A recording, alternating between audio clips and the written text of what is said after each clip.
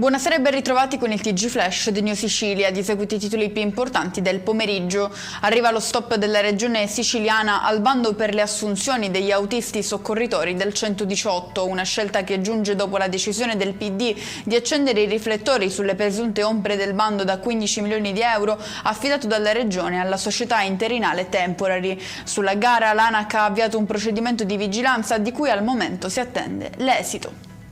Sale alle stelle anche in Sicilia il costo della Tari, con Catania che si conferma in cima alla classifica fornita dal rapporto di cittadinanza attiva.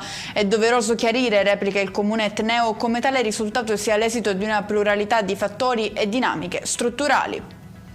Soccorsi dall'ONG SOS Humanity 75 migranti che si trovavano a bordo di una barca con il motore in avaria, diretta a Lampedusa. Le persone soccorse sarebbero state trovate in uno stato di disidratazione e ipotermia.